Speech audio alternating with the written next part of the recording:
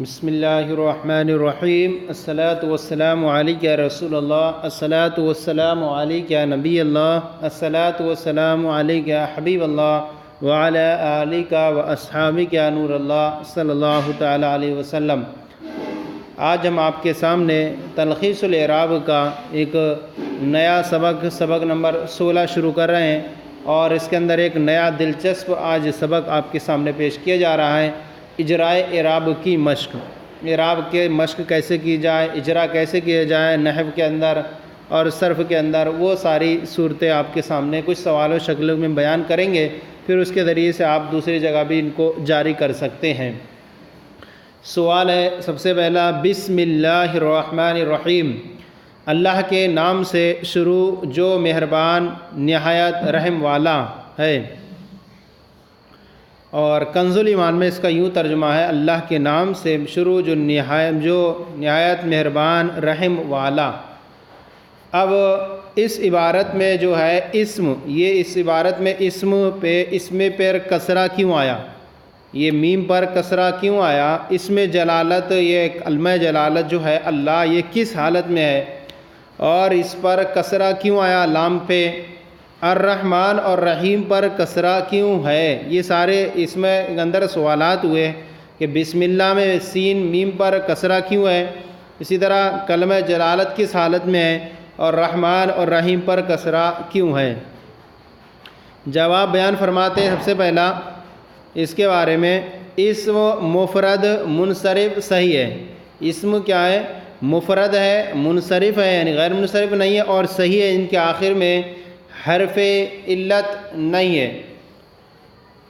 اب اور حالت جری میں ہے، یہ حالت جری میں ہے، کیوں؟ اس لیے اس پر کسر آیا۔ حالت جری میں کیوں ہے؟ کیونکہ اس سے پہلے با حرف جر ہے، اور جب با حرف جر جس پر داخل ہو جائے تو ما بعد وہ مجرور ہوتا ہے، اس لیے اسم حالت جری میں۔ پھر چونکہ وہ مضاف ہے، اسم مضاف ہے، اور چونکہ مضاف ہے اس لیے اس پر تنوین نہیں آ سکی، یعنی اسم بسم اللہ، اسم مضاف ہے کلمہ جلالت کی طرف، اور قاعدہ یہ ہے کہ مضاف پر کسرہ، مضاف پر تنوین داخل نہیں ہوتی، اسی طرح الف لام بھی داخل نہیں ہوتا۔ تو اب کہہ رہے ہیں کہ تو اس پر اس لیے تنوین نہ آ سکی۔ اب کلمہ جلالت جو ہے وہ اللہ، اس پر کسرہ کیوں ہے؟ تو کلمہ جلالت مفرد ہے، منصرف ہے اور صحیح ہے، اور مضاف الیہ ہے، کس کا؟ مضاف الیہ اسم کا، اسم مضاف ہے، اور کلمہ جلالت اس کا مضاف الیہ ہونے کی وجہ سے حالت جری میں۔ آپ نے پیچھے پڑھے ہیں کہ مجرورات دو ہیں، یا تو یہ کہ حرف جر کے ذریعے سے مجرور ہو، یا پھر مضاف الیہ ہونے کی وجہ سے مجرور ہو۔ تو اسم مضاف ہے اور کلمہ جلالت مضاف الیہ ہونے کی وجہ سے حالت جری میں، اس لیے اس پر کسرہ آ گیا۔ اب الرحمن اور رحیم پر بھی کسرہ پھر کیوں آیا؟ اللہ کلمہ جلالت پر تو مضاف الیہ ہونے کی وجہ سے کسرہ آیا۔ اب فرماتے ہیں الرحمانی اور رحیمی کلمہ جلالت کی صفت واقع ہونے کی وجہ سے حالت جری میں ہے، پھر چونکہ دونوں مفرد منصرف صحیح ہیں، یعنی الرحمن بھی ہے اور رحیم بھی مفرد ہے منصرف صحیح ہیں، اس لیے ان دونوں پر کسرہ آیا۔ تو اب چونکہ یہ صفت ہیں دونوں کلمہ جلالت کی، اور موصوف کلمہ جلالت ہے، اور آپ کو معلوم ہے کہ صفت کا جو اعراب ہوتا ہے وہ موصوف کی طرح ہوتا ہے، موصوف اگر معرفہ ہے تو صفت بھی معرفہ، موصوف اگر نکرہ ہے تو صفت بھی نکرہ، موصوف اگر مرفوع ہے تو صفت بھی مرفوع، موصوف اگر مجرور ہے تو صفت بھی مجرور۔ اب یہاں دیکھیں کہ کلمہ جلالت اللہ یہ مجرور ہے، مضاف الیہ ہونے کی وجہ سے حالت جری میں ہے، تو اس کی جو دو صفتیں ہیں الرحمن اور رحیم، یہ بھی حالت جری میں ہونے کی وجہ سے مکسور ہے، صفت واقع ہونے کی وجہ سے حالت جری میں یہ بھی دونوں پر کسرہ آئے گا۔ تو اس طرح سے حاصل آپ کے لیے نکلا کہ بسم اللہ پر بسم پہ کسرہ اس لیے آیا کہ بحرف جر داخل ہونے کی وجہ سے مجرور ہونے کی وجہ سے حالت جری میں ہے، اور کلمہ جلالت میں کسرہ اس لیے آیا کیونکہ یہ اس کا اسم کا مضاف الیہ ہے، اور رحمان اور رحیم پر کسرہ اس لیے آیا کیونکہ یہ کلمہ جلالت موصوف کی دونوں صفتیں، اور صفت کا اعراب موصوف کے مطابق ہوتا ہے، اور موصوف حالت جری میں، تو اس لیے صفت بھی حالت جری میں ہوئی۔ سوال، الحمدللہ تمام خوبیاں اللہ کے لیے ہیں، اس جملے میں الحمد مرفوع کیوں ہے اور اس پر ضمہ کیوں آیا؟ یا الحمد پہ دال پر ضمہ کیوں آیا؟ اور آپ کو جو مرفوع یا منصوب مجرور کہا جائے گا وہ کلمے کا آخری حرف کو دینا ہے، یعنی جو ہے محل اعراب وہ آخری حرف ہوا کرتا ہے۔ تو تو الحمدو میں اس جملے میں الحمدو دال پر مرفوع کیوں ہے اور اس پر ضمہ کیوں ہے؟ اس میں جلالت پر کسرہ کیوں ہے؟ اور اس میں جلالت یہ کلمہ جلالت للہ ہے، اس پر کسرہ کیوں ہے؟ تو جواب بیان فرماتے ہیں الحمدو مبتدا ہونے کی وجہ سے الحمدو مبتدا ہونے کی وجہ سے مرفوع ہے، اس پر دال پر ضمہ الحمدو مبتدا ہونے کی وجہ سے مرفوع ہے، اور چونکہ یہ کلمہ مفرد منصرف اور صحیح ہے، مفرد ہے منصرف ہے غیر منصرف نہیں ہے، اور صحیح ہے اور حالت رفع میں، اور آپ نے پڑھا ہے کہ مفرد منصرف صحیح کا اعراب حالت رفع میں ضمہ کے ساتھ ہوتا ہے، لہذا الحمدو کا اعراب حالت رفع ضمہ کے ساتھ، اور حالت رفع میں کیوں ہے؟ کیونکہ یہ مبتدا بننا ہے اور مبتدا جو ہے مرفوعات میں سے ہے، اس لیے حالت رفع میں ہے، اس لیے اس پر جو ہے وہ ضمہ آیا۔ اب کلمہ جلالت جو ہے اس پر کسرہ اس لیے آیا کلمہ جلالت للہ پر کہ کلمہ جلالت مفرد منصرف صحیح ہے، اور حالت جری میں اس لیے اس پر کسرہ آیا، یعنی مفرد منصرف صحیح پر جو ہے حالت جری میں کسرہ آتا ہے، اور حالت جری میں اس لیے ہے کہ اس سے پہلے لام حرف جر ہے، اور لام حرف جر کی وجہ سے ما بعد مجرور ہوتا ہے، لہذا یہ حالت جری میں الحمد یہ مبتدا بنے گا اور للہ یہ حالت جری میں ہو کر کے پھر اس کی خبر بنے گا۔ پھر آگے بیان فرماتے ہیں الحمد اللہ رب العالمین، اللہ سارے جہان والوں کا مالک ہے جل جلالہ۔ اب یہاں پر اس عبارت میں کلمہ جلالت اللہ، کلمہ جلالت پر ضمہ کیوں آیا اور ربو مرفوع کیوں ہے؟ ربو مرفوع کیوں ہے اور اس پر ضمہ کیوں آیا؟ اس پر ضمہ کیوں آیا؟ اس پر تنوین کیوں نہیں آئی؟ اس پر تنوین کیوں نہیں آئی؟ یہاں ربن کیوں نہیں ہوا؟ اور اب یہاں پر بیان فرماتے ہیں رب العالمین کا اعراب یائے ساکن ما قبل کسرہ کے ساتھ کیوں آیا؟ تو اب یہاں اس کے بارے میں بیان فرماتے ہیں۔ سب سے پہلے یاد رکھیں اس میں جلالت جو ہے اللہ، اس میں جلالت مفرد ہے، اس کی جمع آتی ہے آلیہ، تو مفرد ہے اور منصرف ہے یعنی غیر منصرف نہیں، اور صحیح ہے، اور مفرد منصرف صحیح کا جو اعراب ہوتا ہے وہ حالت رفع میں ضمہ کے ساتھ ہوتا ہے، اور چونکہ مبتدا بن رہا ہے مبتدا ہونے کی وجہ سے حالت رفع میں، اس لیے اللہ کلمہ جلالت پر ضمہ آیا۔ مرفوعات آپ نے پڑھے کہ 8 ہیں، ان میں سے ایک مبتدا بھی ہے، اور مبتدا ہونے کی وجہ سے حالت رفع میں، اس لیے اللہ کلمہ جلالت پر ضمہ آیا۔ ربو پر کیا ہے؟ یہ سوال ہوا تھا ربو مرفوع کیوں ہے؟ تو کہہ رہے ہیں ربو یہ خبر واقع ہونے کی وجہ سے مرفوع ہے۔ کس کی؟ کلمہ جلالت کی خبر ہے، اور کلمہ جلالت مبتدا مرفوع ہے تو خبر بھی مرفوع ہوگی، کیونکہ مبتدا اور خبر دونوں مرفوعات میں سے ہیں، لہذا یہ ربو پر جو ضمہ ہے وہ خبر واقع ہونے کی وجہ سے مرفوع ہے۔ اچھا، پھر تنوین اس لیے کیوں آنی آئی؟ چونکہ یہ کلمہ جو ہے یہ رب، چونکہ کلمہ مفرد منصرف صحیح ہے، کلمہ مفرد منصرف صحیح ہے، اس لیے اس پر ضمہ آیا، کیونکہ حالت رفع میں ضمے کے ساتھ ہوتا ہے اور اس کا اعراب بالحرکت ہوتا ہے۔ ربو پر تنوین نہ آنے کا جو سبب ہے وہ یہ ہے کہ وہ عالمین کی طرف مضاف ہے، رب العالمین جو عالم کا رب ہے، اب عالم کی طرف یہ عالمین کی طرف مضاف ہے، اور مضاف پر تنوین داخل نہیں ہوتی ہے، مضاف پر تنوین نہیں آتی، اس لیے ربو پر تنوین نہیں آئی۔ پھر عالمین جو ہے، عالمین جمع مذکر سالم ہے، عالمین یہ ہے، عالمین جو ہے کون سی حالت میں؟ اس پر یا ہے اور ما قبل اس کے مکسور ہے، تو آپ نے پڑھا ہے کہ جمع مذکر سالم اس کا اعراب حالت رفع میں ضمہ کے واو ما قبل مضموم کے ساتھ اور حالت نصب جرم یا ما قبل مکسور کے ساتھ ہوتا ہے، تو العالمین یہ جمع مذکر سالم ہے، اور مضاف الیہ رب کا، اور مضاف الیہ حالت جری میں ہوتا ہے، اور مضاف الیہ ہونے کی وجہ سے حالت جری میں، اس لیے اس کا اعراب یائے ساکن ما قبل میم کے کسرے کے ساتھ آیا۔ آگے بیان فرما رہے ہیں سوال محمد الرسول اللہ، محمد صلی اللہ علیہ وسلم اللہ کے رسول ہیں صلی اللہ تعالی علیہ وسلم۔ اس عبارت میں اس میں رسالت یعنی محمد مرفوع کیوں ہے اور اس پر ضمہ کیوں آیا؟ اور رسول مرفوع کیوں ہے اور اس پر ضمہ کیوں آیا؟ رسول مرفوع کیوں ہے، اس پر ضمہ کیوں آیا؟ تنوین کیوں نہیں آئی؟ اس میں جلالتی جو ہے یہ مجرور کیوں ہے اور اس پر کسرہ کیوں آیا؟ تو اس میں کئی سوالات ہو گئے آپ کے کہ محمد الرسول اللہ میں اس میں عبارت میں اس میں رسالت مرفوع کیوں ہے اس پر ضمہ کیوں آیا؟ رسول مرفوع کیوں ہے اور اس پر ضمہ کیوں آیا؟ تنوین کیوں نہیں آئی رسول پر؟ اور اس میں جلالت مجرور کیوں ہے اور اس پر کسرہ کیوں آیا؟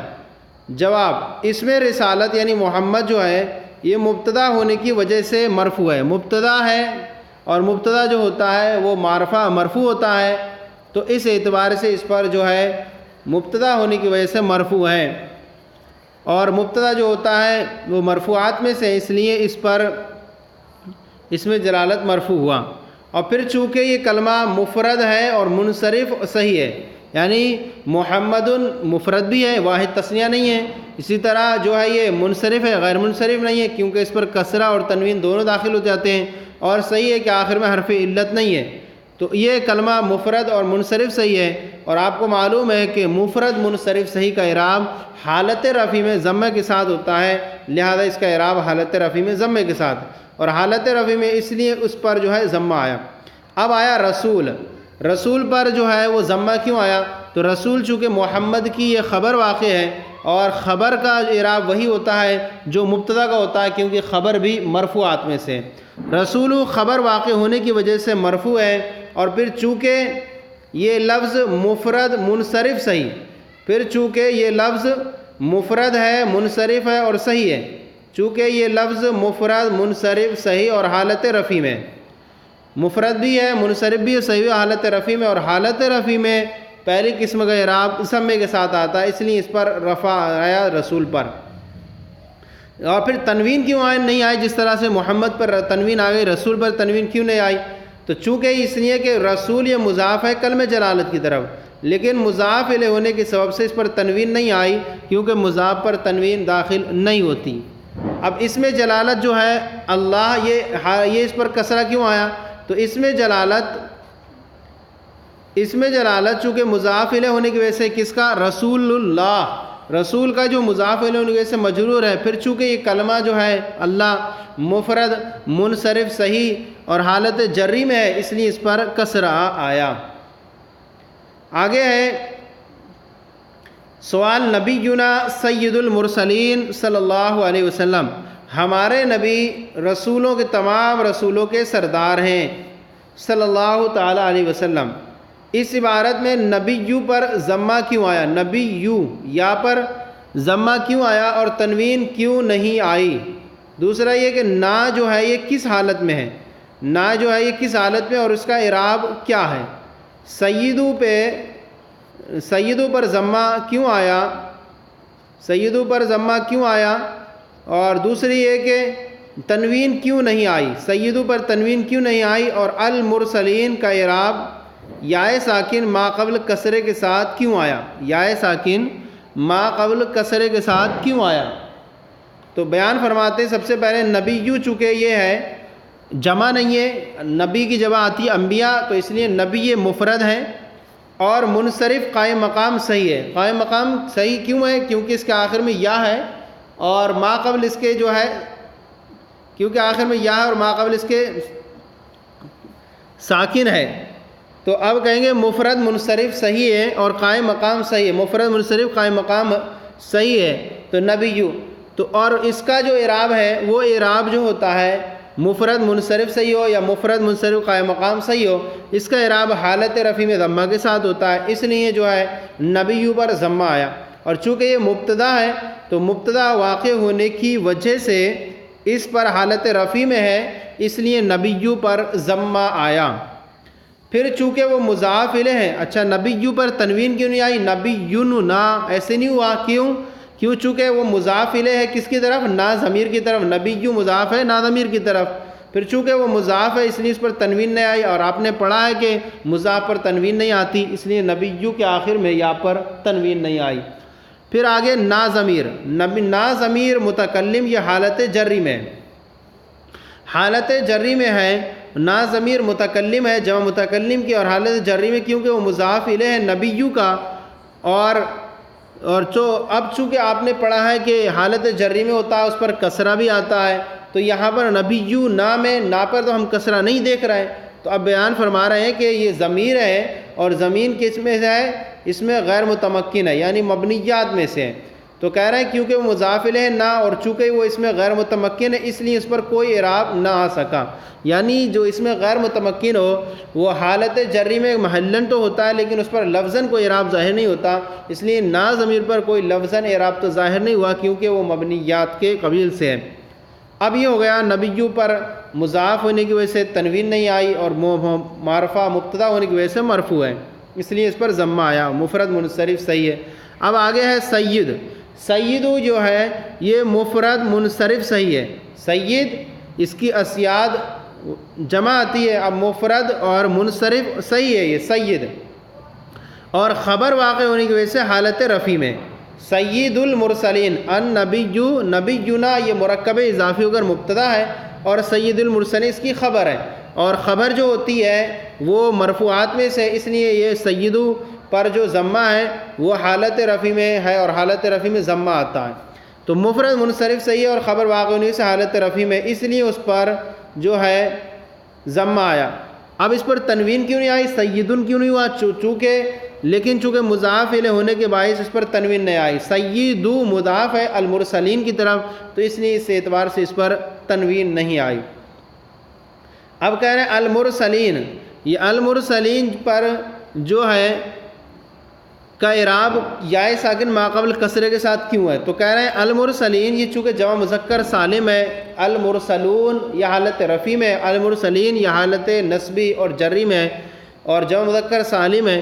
تو جمع مذکر سالم ہے اور مضاف الیہ ہونے کی وجہ سے، مضاف الیہ ہے کس کا، سید مضاف ہے اور نبی المرسلین یہ مضاف الیہ، اور مضاف الیہ ہونے کی وجہ سے حالت جری میں، اور حالت جری میں جمع مذکر سالم کا اعراب یا ساکن ما قبل کسرے کے ساتھ آتا ہے. جیسے کہ آپ دیکھیں یا ہے ما قبل کسرہ ہے، اس لیے اس کا اعراب یا ساکن ما قبل کسرے کے ساتھ آیا، ما قبل کسرے کے ساتھ ہے. آج یہاں اتنا ہی بیان ہم مکمل کرتے ہیں. انشاءاللہ اگلے سبق میں آپ کے سامنے اس کو تفصیلی باقی جو باتیں ہیں اور بھی دلچسپی لے کر کے حاضر ہوں گے. آج کا ہمارا یہ سلسلہ آپ کو کیسا لگا ضرور کامنٹ باکس میں لکھ کر ارسال کریں. اگر کوئی کمی تو اصلاح فرمائیں، اور ہمارے چینل درس نظامی کو سبسکرائب کریں، دوسروں کو شیئر کریں تاکہ دوسرے بھی آپ کے ساتھ شریک ہو جائیں. جزاکم اللہ خیرہ. اللہ آپ کے علم میں برکتیں عطا فرمائے.